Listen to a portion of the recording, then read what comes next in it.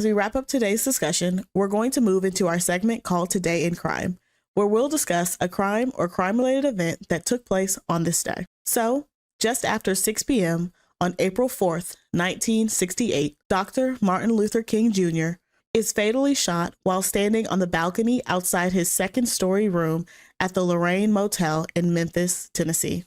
The civil rights leader was in Memphis to support a sanitation workers' strike and was on his way to dinner. Dr. King was pronounced dead after his arrival at a Memphis hospital. He was only 39 years old.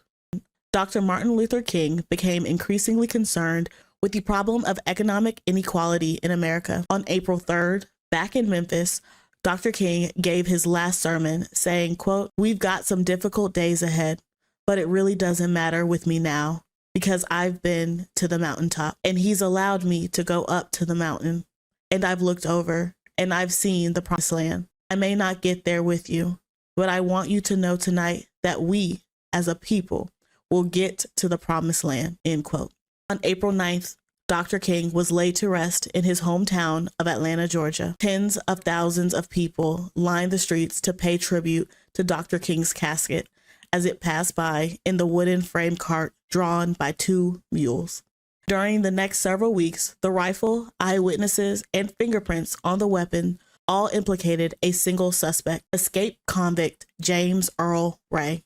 A 2-bit criminal, Ray stood before a Memphis judge in March 1969 and pleaded guilty to Dr. King's murder in order to avoid the electric chair. He was sentenced to 99 years in prison. For the last 6 years of his life, Dr. King underwent constant wiretapping and harassment by the FBI.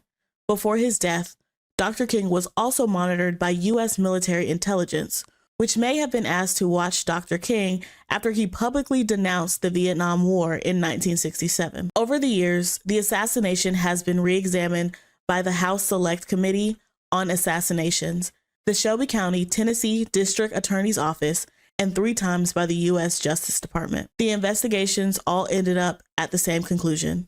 James Earl Ray killed Dr. Martin Luther King. If you found this story interesting, leave an old school microphone in the comments.